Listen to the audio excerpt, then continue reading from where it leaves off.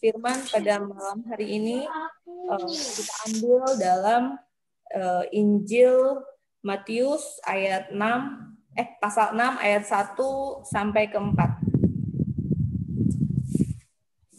Maaf Kak, dari mana Kak? Keputus di saya. Matius pasal 6 ayat 1 sampai 4. Oke. Demikian firman Allah berbunyi, perihal memberi sedekah. Ingatlah, jangan kamu melakukan kewajiban agamamu di hadapan orang supaya dilihat mereka. Karena jika demikian, kamu tidak beroleh upah dari Bapakmu yang di sorga. Jadi, apabila engkau memberi sedekah, janganlah engkau mencanakan hal itu, seperti yang dilakukan orang munafik di rumah-rumah ibadat dan di lorong-lorong, supaya mereka dipuji orang. Aku berkata kepadamu, sesungguhnya mereka sudah mendapat upahnya. Tetapi jika engkau memberi sedekah, janganlah diketahui tangan kirimu apa yang diperbuat tangan kananmu. Hendaklah sedekahmu itu diberikan dengan tersembunyi. Maka Bapamu yang melihat yang tersembunyi akan membalasnya kepadamu. Bahagialah kita yang mendengarkan firman Tuhan pada malam hari ini. Kamu teh.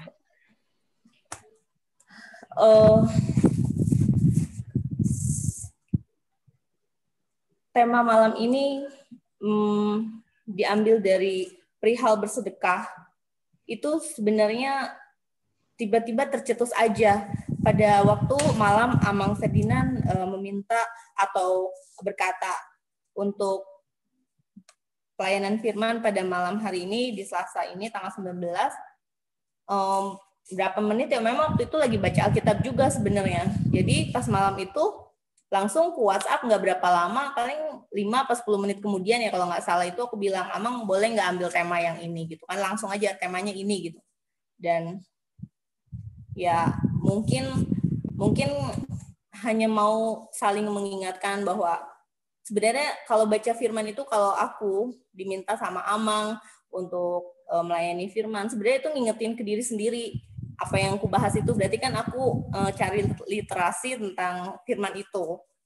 Seperti itu. Jadi sama seperti kita harus berlaku lebih baik daripada para ahli Taurat dan orang Farisi dengan cara menghindari dosa dalam hati, perzinahan dalam hati, dan pembunuhan dalam hati. Demikian pula kita harus memelihara dan menjaga ibadah dalam hati. Kita harus melakukan segala sesuatu berdasarkan asas penting yang keluar dari dalam, supaya perbuatan kita itu bisa diterima oleh Allah, dan bukan supaya dipuji oleh manusia. Artinya kita harus berjaga-jaga terhadap kemunafikan, yakni ragi orang Farisi, termasuk pengajaran mereka, seperti pada kitab Lukas pasal 12 ayat 1. Memberi sedekah, berdoa, dan berpuasa merupakan 3 kewajiban utama orang Kristen. 3 dasar hukum. Dengan melakukan hal-hal tersebut, kita memberikan penghormatan dan pelayanan kepada Allah melalui 3 kepentingan asasi kita, yaitu doa dengan segenap hati, puasa dengan tubuh kita, dan pemberian sedekah dengan harta benda kita. Jadi kita bukan hanya saja harus menjauhi yang jahat, tetapi juga melakukan yang baik dan melakukannya dengan benar. Supaya dengan demikian, perbuatan baik kita itu tetap tinggal untuk selama-lamanya. Dalam ayat-ayat yang tadi kita dengar dari Matius pasal 6 ayat 1 sampai 4, kita diperingatkan terhadap kemunafikan dalam memberi sedekah. Waspadalah akan hal ini. Peringatan yang diberikan kepada kita ini menandakan bahwa perbuatan tersebut adalah dosa. Yang pertama, kita ada dalam bahaya yang sangat besar karena dosa ini tidak kentara. Kemuliaan yang sia-sia menjelma secara licin ke dalam perilaku kita sebelum kita menyadarinya. Ini nyata. Murid-murid Kristus saja bisa tergoda melakukan dosa kemunafikan ini karena mereka memiliki kuasa untuk melakukan banyak mukjizat, dan karena mereka hidup dengan orang-orang yang sebagiannya mengagumi dan sebagiannya lagi tidak menyukai. Kedua kelompok orang ini merupakan pencobaan bagi murid-murid tersebut untuk memamerkan diri dalam kedagingan. Yang kedua, ini adalah dosa yang sangat berbahaya bagi kita. Berhati-hatilah terhadap kemunafikan, karena jika sampai menguasai diri Anda, sikap ini akan menghancurkan saudara dan saya, bagaikan lalat yang mati, yang mencemari seluruh botol berisi minyak yang sangat berharga. Ada dua hal yang ditekankan di sini. Pertama, memberi sedekah adalah kewajiban yang sangat penting yang harus dijalankan oleh semua murid Kristus sesuai dengan kemampuan masing-masing. Ini sangat ditekankan oleh para nabi. Ada tertulis yang menyatakan bahwa ten elemotion. Aku nggak tahu itu apa ya, tapi artinya itu sedekahmu, kebenaranmu. Sebab memberi sedekah adalah kebenaran. Itu ada di Mazmur pasal 112 ayat 9.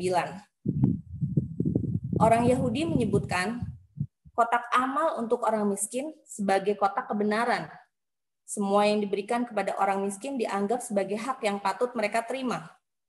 Kewajiban ini tidak akan menjadi berkurang dalam hal kepentingan dan keutamaannya, sekalipun sudah disalahgunakan oleh orang-orang munafik demi memuaskan kesombongan mereka.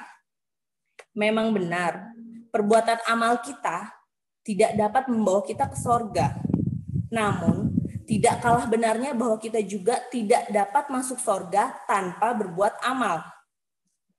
Ini adalah ibadah yang murni. Bisa dibaca di Yakobus pasal 1 ayat 27. Yang akan menjadi ujian pada hari yang agung itu. Di sini Kristus menganggap dengan sendirinya murid-murid harus memberi sedekah, atau dia tidak akan mengakui mereka yang tidak mau melakukannya. Kemudian kedua, bahwa memberi sedekah itu merupakan suatu kewajiban yang disertai dengan upah yang sangat besar, yang akan hilang bila dilakukan dengan kemunafikan. Kadang-kadang perbuatan itu mendapatkan upah berupa hal-hal sementara, seperti kelimpahan, terus kemudian tidak berkekurangan, luput dari celaka, kehormatan, dan kebesaran. Itu mengikuti orang-orang yang menolong orang miskin. Tetapi, selain semuanya itu, pada hari kebangkitan, orang-orang yang benar tidak hanya mendapatkan hal itu. Perbuatan amal ini akan mendapatkan balasannya dalam bentuk kekayaan kekal. Bisa dibaca lagi di Lukas 14 ayat 14. Dan engkau akan berbahagia karena mereka tidak mempunyai apa-apa untuk membalasnya kepadamu. Sebab engkau akan mendapat balasnya pada hari kebangkitan orang-orang benar. Sekarang perhatikanlah. Seperti apa perilaku orang-orang munafik mengenai kewajiban bersedekah ini? Mereka memang benar melakukannya, tapi bukan berdasarkan atas asas kepatuhan kepada Allah atau kasih kepada manusia, melainkan dalam kesombongan dan kemuliaan yang sia-sia. Bukan dengan belas kasihan terhadap orang miskin, murni untuk dipamerkan, supaya dipuji, supaya dibilang orang baik.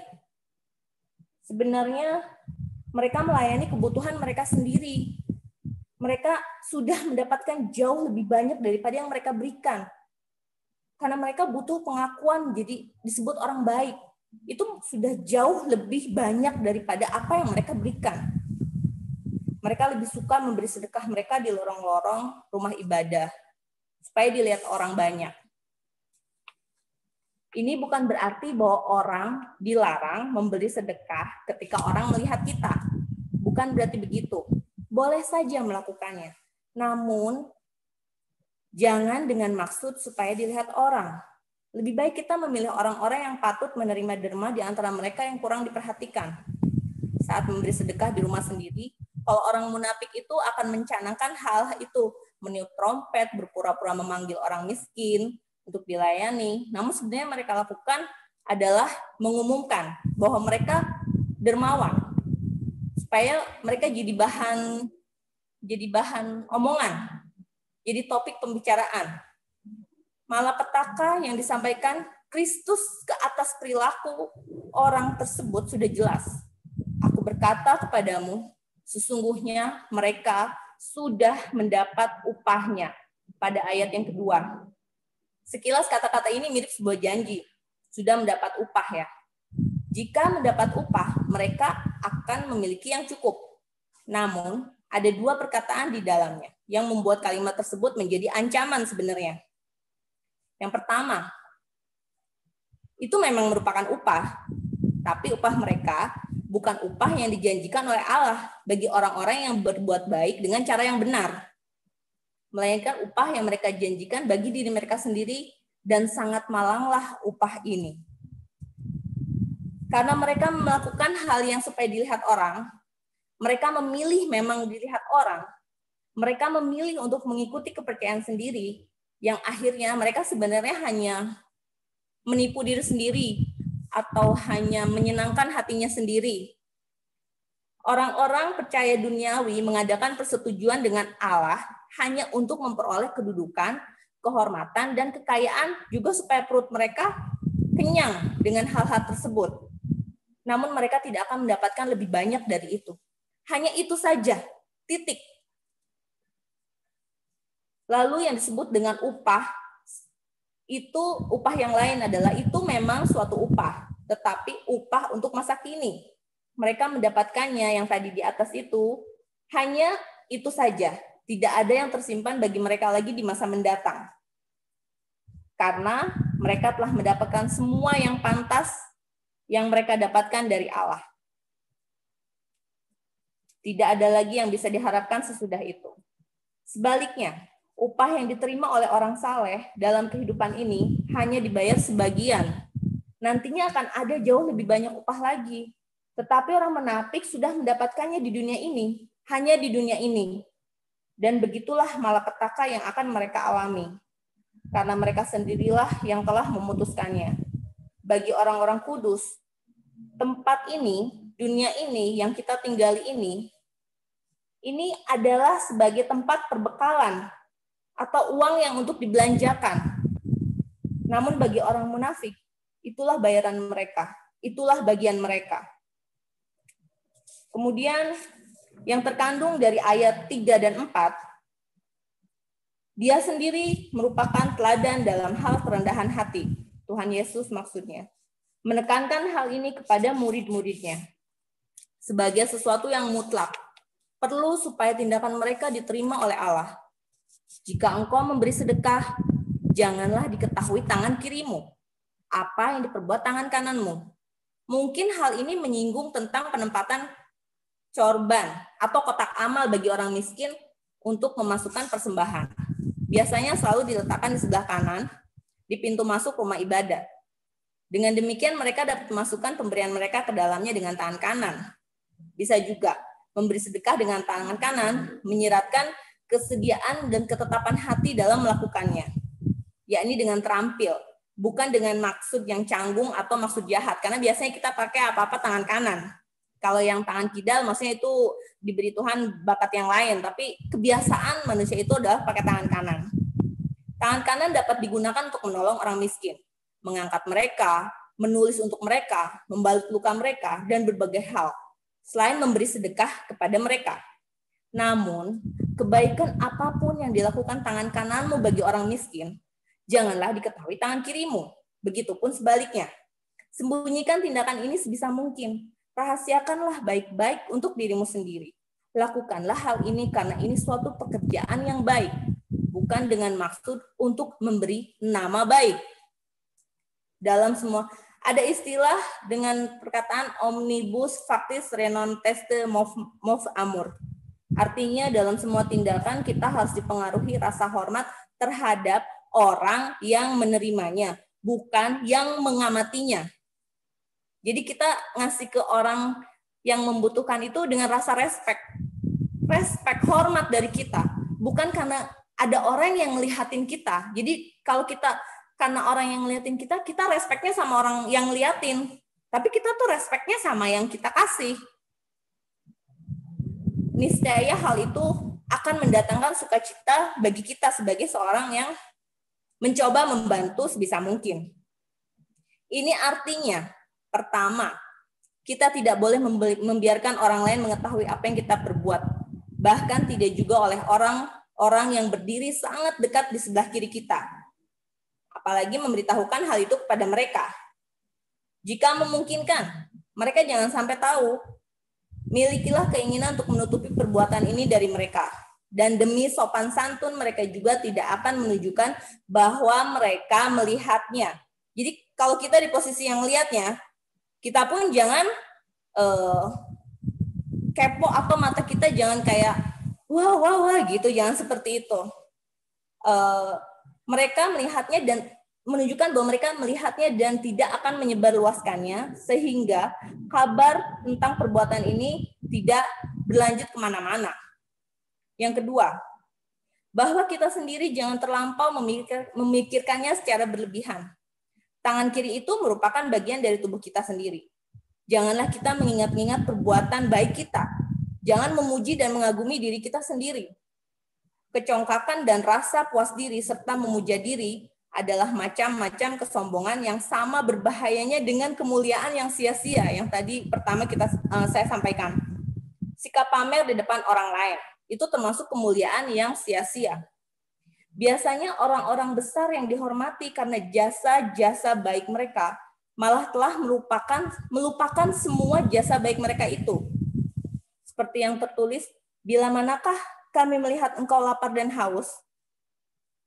Yang ketiga, janji yang diberikan kepada mereka yang tulus dan rendah hati dalam memberi sedekah.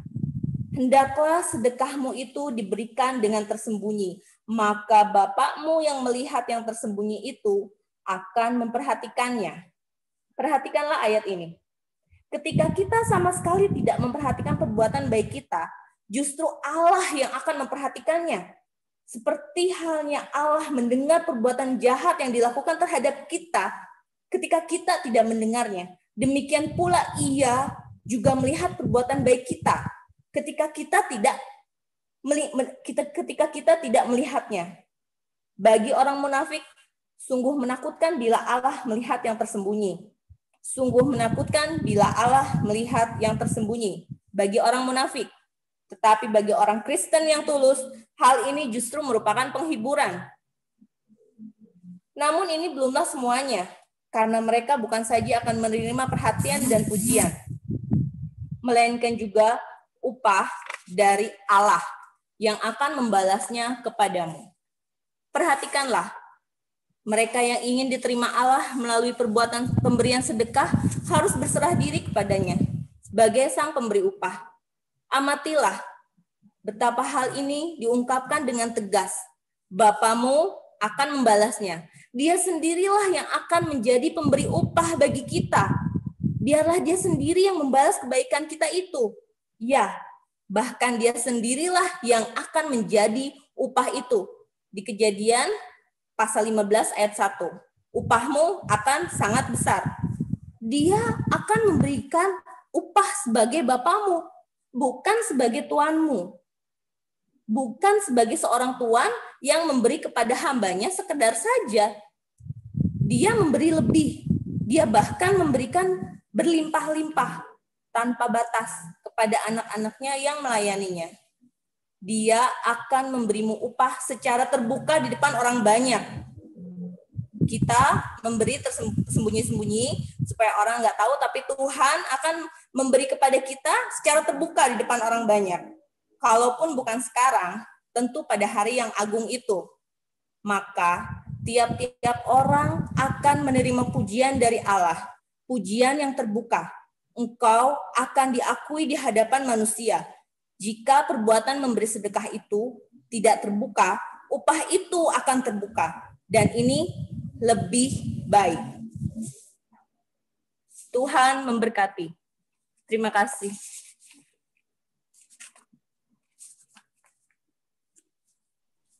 Ya, terpujilah Tuhan Yesus Kristus.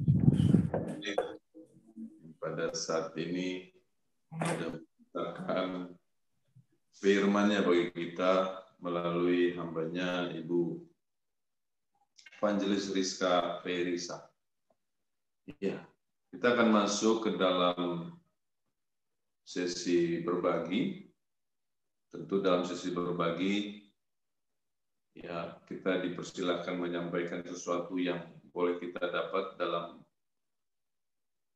apa yang sudah kita dengar dalam firman Tuhan yang disampaikan hambanya. Mungkin boleh berbuat kesaksian, mungkin juga bertanya, atau membagikan sesuatu yang ada dalam hati untuk diungkapkan bagi kita semua. Baik, ya, sesi berbagi akan dipimpin oleh Kak Marta. Silakan Kak Marta.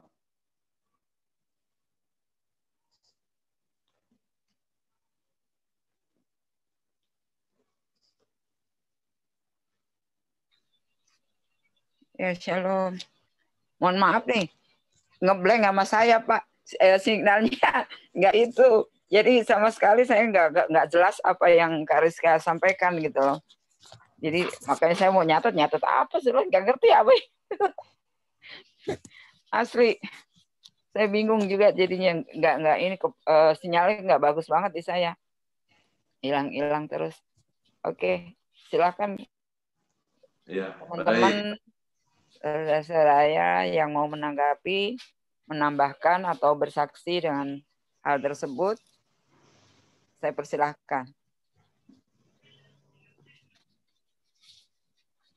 Silakan yang mau berbagi. Nggak perlu ditunjukkan. Ayo, tunjukkan kemurahan hatimu.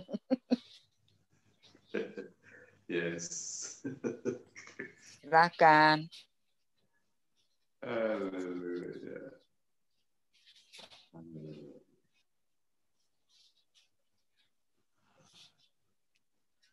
Harus ditunjuk ya?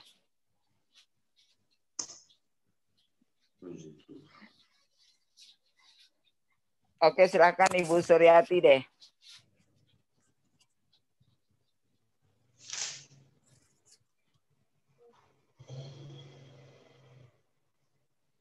Mic-nya Bu masih ini kayaknya ya, belum aktif ya. Ya. Selamat malam. Selamat malam. Kak Marta, Pak Ferdinand, semuanya. Aduh, di saya nggak Saya kedengaran sudah sama menduga. sekali. Malam. Oh iya ya. Malam. Halo. Iya malam. Terima kasih Kak Rizka Halo, untuk ya. firman-Nya yang luar biasa. Iya. Kedengeran Bu? Saya nggak kedengaran sama sekali, Bu. Kedengaran. Kak Marta kenapa ya, Kak?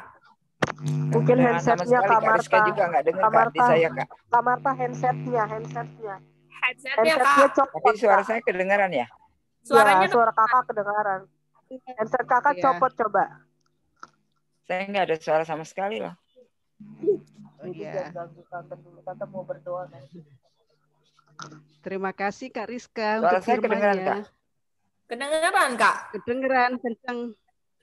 Iya. Ini hal memberi sedekah. Saya mau berbagi juga ya. Nggak Untuk kedengaran sama sekali di menanggapi saya. Kak Rizka. Hal memberi sedekah itu tidak harus menunggu kaya ya. Setiap kita pun bisa, orang miskin pun bisa. Dan hal memberi sedekah juga tidak harus banyak apa yang kita berikan. Pokoknya kita berbagi. Kalau kita dari yang terkecil, kalau kita makan, kalau makan sendiri sebaiknya jangan makan sendirilah. Kalau tidak cukup untuk yang berbagi, kecuali yang lainnya sudah makan, mohon maaf, mari kita makan gitu. Kalau ada kue kita berbagi sepotong-potong, itu kan sudah termasuk memberi sedekah juga. Dan kita memberi sedekah pun kalau kita melihat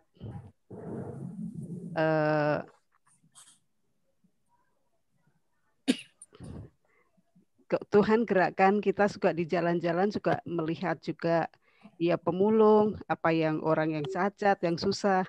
Kalau memang kita suka bawa makan, kita berhenti, bawa kue kita berhenti, kita bagi.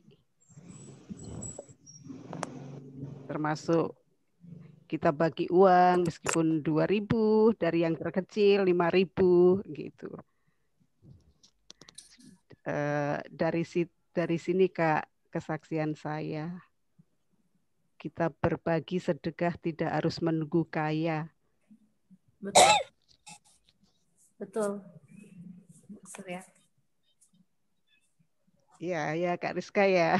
Soalnya Iya. Kak Marta enggak itu. Oh iya. Iya.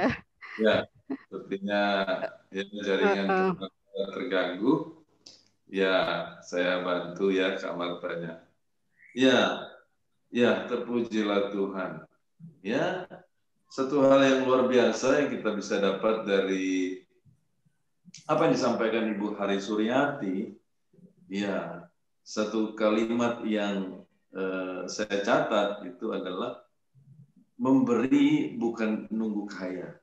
Memberi bukan nunggu kita berlebih begitu ya, tetapi memberi di dalam kekurangan itu sungguh luar biasa. Sebab memberi di dalam kekurangan ya memerlukan ada satu yang menggerakkan. Apa itu?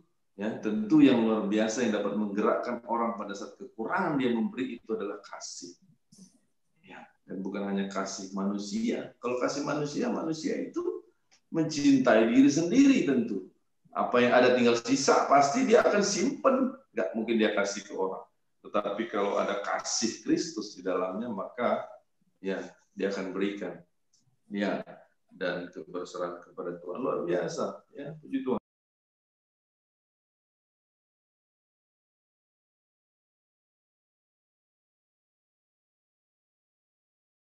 Semakin